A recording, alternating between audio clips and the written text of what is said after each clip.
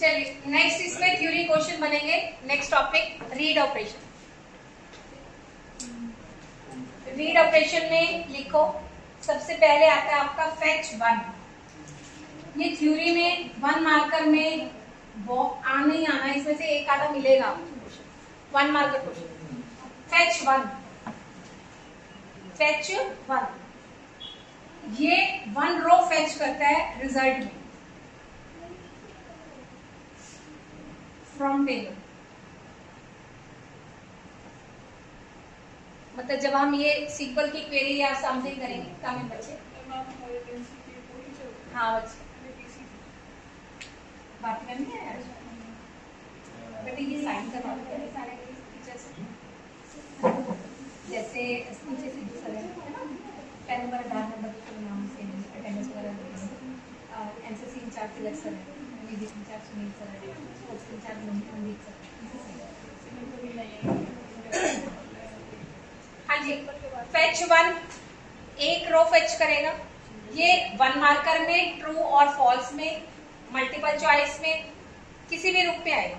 Multiple रो fetch करेगा, single row fetch करेगा, 2 रोज fetch करेगा, मिलेगा मिलेगा। इसका तो थ्योरी का। उसके बाद fetch all,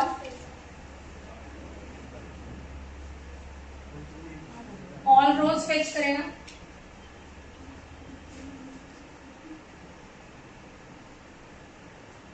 from table.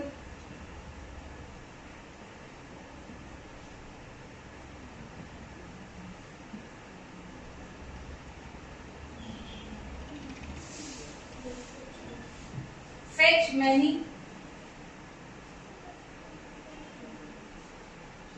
Bracket में साइज, ब्रैकेट में size, specified number of rows, जितना आप दे रहे हो। Fetches from table. अगर मैंने यहां लिखा फेच मैनी 3 तो 3 rows. Row count, row count ये रिटर्न करता है number of rows in a table. लिख लो, इट काउंट्स या it returns number of rows in a table.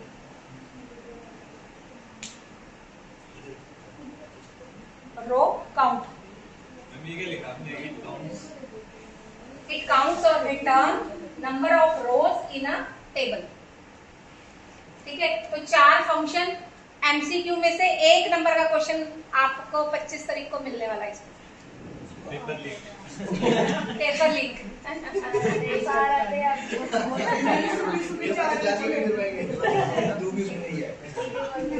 क्योंकि ये अगर आप अभी एमसीक्यू जिस दिन हम सैंपल पेपर के करोगे तो आपने देखना एमसीक्यू में ये आया हुआ है, एक ना एक आधा इसमें से मिल रहा है।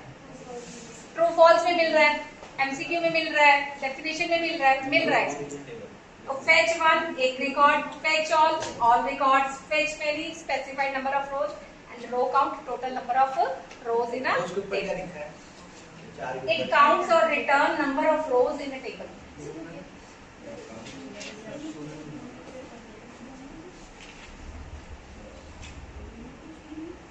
चलिए नेक्स्ट जो थ्योरी में मिलेगा या प्रैक्टिकल क्वेश्चन में मिलेगा, पैरामीटराइज्ड क्वेरीज, जो मैक्सिमम आता है इस क्वेश्चन।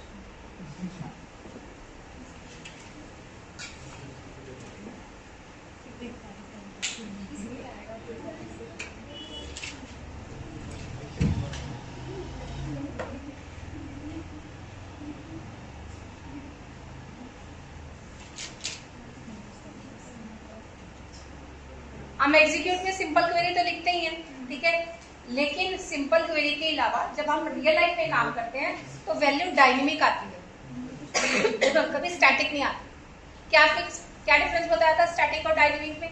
कि स्टैटिक में वैल्यू हमेशा क्या रहती है, फिक्स्ड रहती है। जैसे अगर मैंने लिखा select star from and where roll number equals to 10, तो उस क्वेरी को अगर आप 1000 टाइम्स भी चलाओगे तो वो रोल नंबर 10 ही दिखाएगा। लेकिन मैं चाहती हूँ मैं जो रोल नंबर डालूं उसका रिकॉर्ड फेच होकर आए, क्वेश्चन तो ऐसे ही आएगा। तो जहां मैं कहती हूँ मैं यूजर इनपुट करे और उसके कॉरेस्पॉन्डिंग उसका रिजल्ट आए, तो वहां हमने इस क्वेश्चन में क्या करना है, पैरामीटराइज्ड क्वेरी करना। मैक्सिमम जो 90% है वो पैरामीटराइज्ड का ही क्वेश्चन आता है, फिक्स वाले का बहुत कम आता है।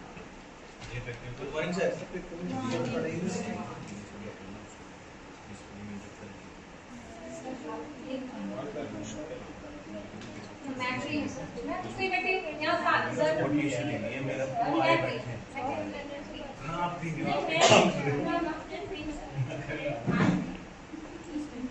चलो पैरामीटराइज्ड क्वेरी, ठीक है। तो 90% आपकी क्वेरी में पैरामीटराइज आता है। आप इसमें लिखो पैरामीटर्स कौन कौन से आएंगे।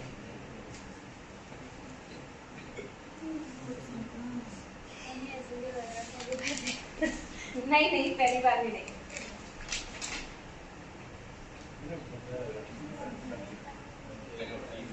अब देखो, जब हम पैरामीटराइज्ड क्वेरी करेंगे इसमें 4 स्टेप्स आएंगे।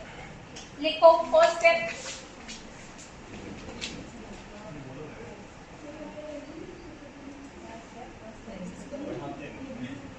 concatenating dynamic variables, लिख लो बेटा, no noise, to query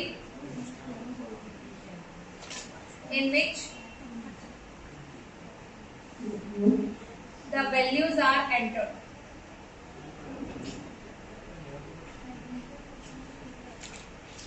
dynamic variables जो आप दोगे, जहां यूजर से इनपुट करवा रहे हो, उन वेरिएबल्स को अपनी क्वेरीज के साथ कंकैट करना। समझे इसका मतलब? नहीं, कंकैट, हाँ बच्चे,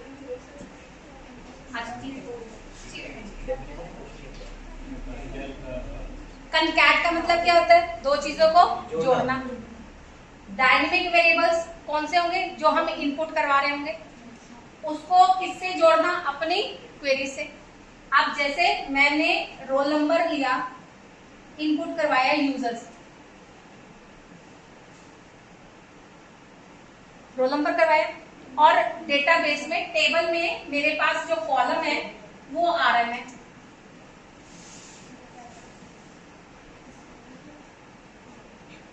तो दैट मीन्स मैं जो इनपुट करवा रही हूं, अगर वो मेरे टेबल के कॉलम के बराबर आ जाता है, कंकैट हो गया। कि मैंने जो इनपुट करवाया, मैंने रिकॉर्ड देखा कि जिस बच्चे का रोल नंबर 20 है वो फेच करके लेके आओ, तो इस 20 को मुझे अपने टेबल से मैच करवाना है, कंकैट करवाना है। तो पहली चीज तो मुझे ये लिखनी होगी, ठीक है। सेकंड, ये क्लियर हो गया? सेकंड स्टेप लिखो,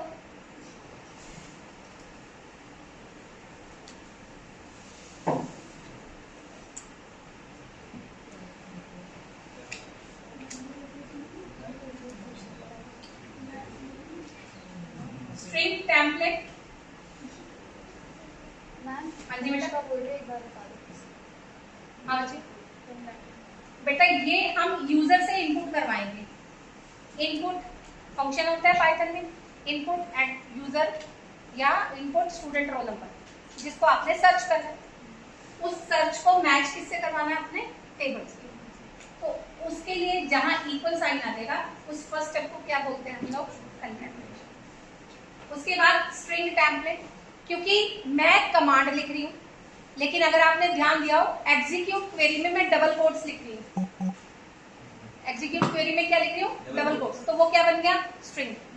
तो इसको भी स्ट्रिंग में कन्वर्ट करना है, क्योंकि ये अलग डेटा टाइप होगी, ये न्यूमेरिक होगी, लेकिन मैंने जब डबल कोट्स लगाया वहां, तो वो क्या बन गया? स्ट्रिंग। तो मिसमैच हो जाएगा। तो आपने उसको भी स्ट्रिंग बनाना है। उसके लिए आपने क्या यूज करना है? String template. वो क्या यूज होता है? %s।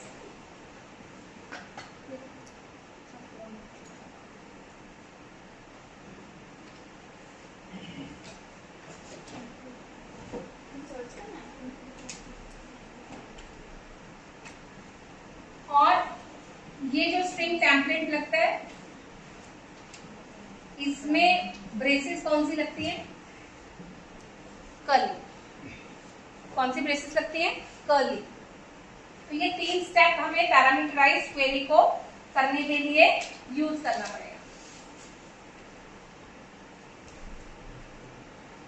परसेंटेज बाद एस लिखा है एस से बेटा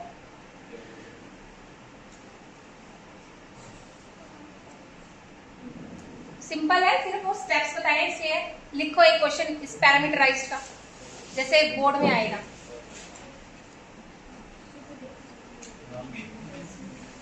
मतलब नाम चाहिए मैं सेकंड और थर्ड के आपको क्या पता नहीं कौन सा लगाना है?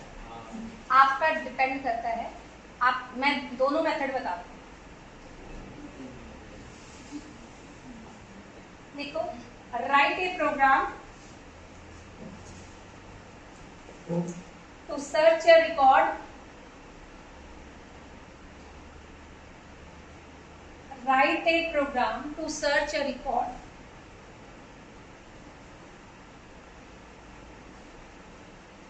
at runtime by concatenating variable with query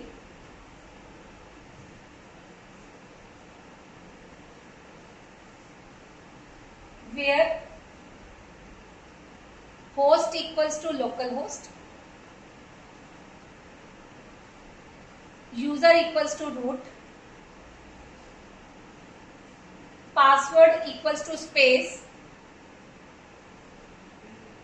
password equals to space, and database equals to school.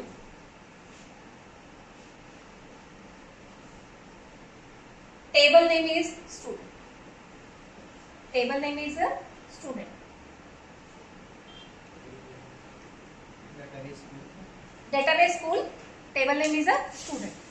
अब वो क्या कह रहा है कि आपने एक स्टूडेंट जो यूजर डालेगा उसको स्टूडेंट टेबल में सर्च करना है और उसका रिकॉर्ड आपने डिस्प्ले करवाना है। Clear the question? आपने एक रोल नंबर डालना है, अगर वो टेबल में एग्जिस्ट करता है तो उसका रिकॉर्ड दिखाना है। सिंपली ये क्वेश्चन, लेकिन हमने यूजर से इनपुट कराना है। बस इतनी वेरिएशन आ गई, पैरामीटराइज्ड आ गया। फिक्स नहीं आया कि where roll number equals to 10। इसकी बजाय ये आ गया कि आपने रोल नंबर को क्या करवाना है, इनपुट करना। तो सबसे पहला स्टेप हमने क्या लिखा था इस क्वेश्चन का? कनेक्टिविटी वाला क्वेश्चन आ गया। तो पहले वाला सबसे पहला क्या लिखोगे? कमांड पूरा होगा इंपोर्ट।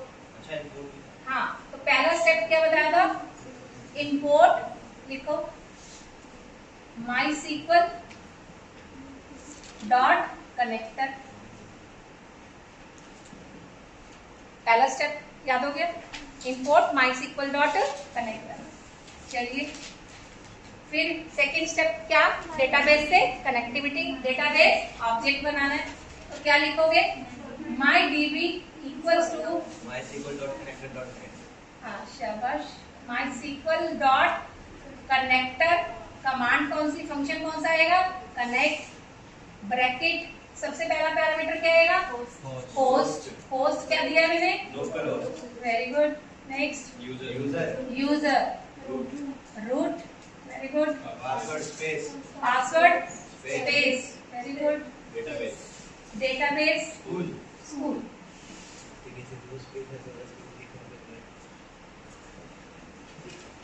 डेटाबेस क्या गया? स्कूल। थर्ड स्टेप क्या बताया था?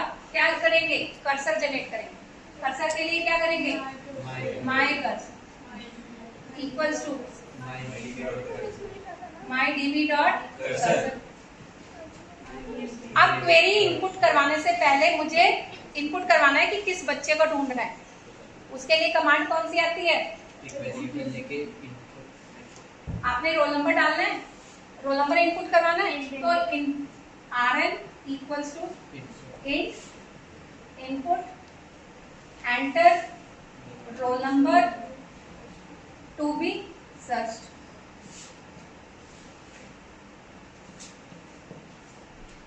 कौन सा रोल नंबर सर्च करना है? क्वेरी इनपुट करा लिया, डायनेमिक क्वेरी बन गई मेरी। अब इस कर्सर से क्वेरी को क्या करना है? एग्जीक्यूट करवाना है। तो हम फोर्थ वाले स्टेप जो हमने किया था क्या लिखेंगे? My cursor dot execute. अब मुझे वो रिकॉर्ड फेच करना है, सारा रिकॉर्ड फेच करना है जिसका रोल नंबर इसके इक्विवेलेंट आता है। सपोज टेबल में जो फील्ड है उसका मैंने रोल नंबर मान लिया, ठीक है, तो मैं क्या लिखूंगी, select star from, table name क्या बताया था, वेयर, कॉलम, ये मेरा कॉलम हो गया, है ना, ये कॉलम हो गया। अब मैं क्या लिखूंगी, इसके बराबर होना चाहिए आरन के लिए। अब यहाँ पर अंडरलाइन करो, दो चीजें हो सकती हैं, या तो आप यहाँ कंकैट करने के लिए प्लस ऑपरेटर लगाओ, स्ट्रिंग मेरे पास फंक्शन होता है और मैंने यहाँ पर आरन लिया है।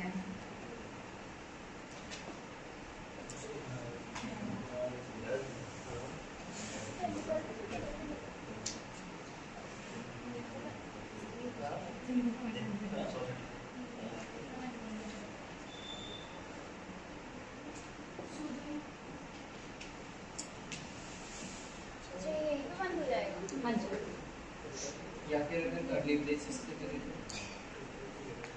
वो एकदम मतलब, या तो मैंने इसको किस में कन्वर्ट कर दिया, स्ट्रिंग में कन्वर्ट कर दिया, कंकैट करने के इक्वल्स टू बात, इक्वल्स टू तो ऑपरेटर है ना, उसके बराबर होना चाहिए।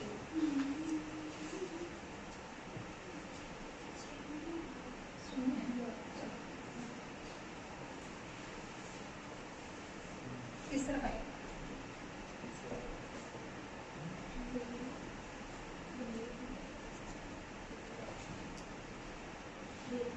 या इसकी जगह परसेंटेज एस,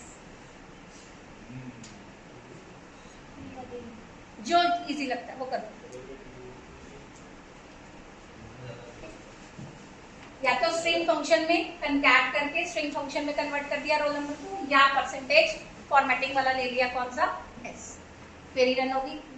उसके बाद क्या होगा, अब इसमें सारे रिकॉर्ड आ गए, इसमें सारे रिकॉर्ड आ गए, लेकिन पाइथन तो सारे इकट्ठे रिकॉर्ड नहीं दिखाता, तो आपको 1 बाय 1 वो रिकॉर्ड अभी दिखाना भी है। यहाँ पर क्या हुआ, सारे रिकॉर्ड आ गए जो इस रोल नंबर से मैचिंग हो गए। सपोज 4 बच्चे वैसे हैं, ठीक है, तो वो चारों तो मुझे 4 भी हो सकते हैं अगर डुप्लीकेट हो, मैं मान लेती हूँ कि डुप्लीकेट है उसमें रिकॉर्ड, तो इसमें तो 4 रिकॉर्ड आ गए, लेकिन पाइथन तो चारों इकट्ठे नहीं दिखाता, तो उस केस में इसके आगे इसको कैसे प्रोसीड करना है, लूप के साथ, क्योंकि 1 बाय 1 आपको क्या करना है, डिस्प्ले करना है। सारे रिकॉर्ड कौन से ऑब्जेक्ट में बैठे हैं, माई कर्सर, तो आप क्या लगाओगे, for I in my cursor, my cursor में 4 रिकॉर्ड बैठे हैं, 4 बार लूप चलेगा, 1 बाय 1 उसको प्रिंट करना है, तो क्या कर दो, प्रिंट आई। ये तब चलेगा जब कर्सर में एक से ज्यादा रिकॉर्ड आएंगे, तो अगर एक ही रिकॉर्ड है उसमें तो ये वाला पार्ट नहीं करना। ये पार्ट कब आएगा, जब आपके कर्सर में मल्टीपल रोज आंसर में आएंगी। मैं कहती हूँ वो एम्प्लॉयज निकालो जिनकी सैलरी 2000 से ज्यादा है, बहुत सारे होंगे, समझ गए, लेकिन यहाँ मैं एक स्टूडेंट ढूंढ रही थी, तो ये मैं नहीं लिखना, मेरा क्वेश्चन यही खत्म होगा। लेकिन अगर मैंने ये कंडीशन लगा दी कि यहाँ पर मार्क्स, अभी तो मैंने रोल नंबर लिखा है, मार्क्स ग्रेटर देन 50, तो उसमें हो सकता है 10 बच्चे हो या 20 बच्चे हो, तो वहां पर आपने ये लूप लगाना। क्लियर? इसके बाद क्या लिखोगे, कमेंट क्लोज वाला, क्लोज वाला, माई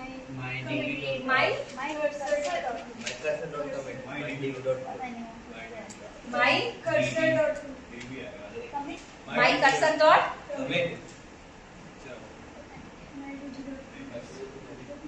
ये परमानेंट सेव हो गया। फिर क्लोज करना है तो क्या करोगे, माई डीबी डॉट क्लोज। ये क्वेश्चन आना है इसमें, पैरामीटराइज वाला।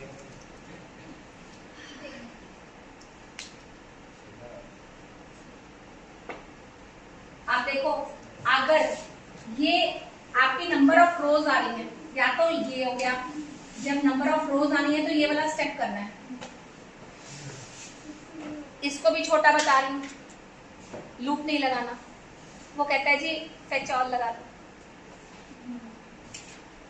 तो क्या करोगे? फेच ऑल कैसे लगाओगे बताओ। हम क्या करेंगे, इसकी जगह लिख लो ऑप्शनल में और, आप कोई भी एक वेरिएबल ले लो, सपोज टोटल ले लिया मैंने ऐसे वेरिएबल। आपके कर्सर का नाम क्या है? माई कर dot fetch all. Fetch all क्या करता है? सारे फेच करके वेरिएबल में स्टोर कर देगा, लिस्ट बना देगा। टोटल एक लिस्ट बन जाएगी, प्रिंट टोटल, खत्म करें। ये ठीक है, सब में यही करता है। हाँ, या डायरेक्ट ये करें, पर वो लिस्ट बनाऊं better, but try to this one, जब तक फेच ऑल बोला ना जाए कोशिश। ठीक है, अब मैं बता रही हूँ क्वेश्चन इसी से रिलेटेड, वो करके दिखाओ। 4 नंबर का क्वेश्चन, एटलीस्ट 2 क्वेश्चन यहाँ करो, बाकी घर से करके लेके आओ। मैं बताती हूँ, इसको स्टॉप कर लेते, दोबारा नेक्स्ट लेक्चर में स्टार्ट करो।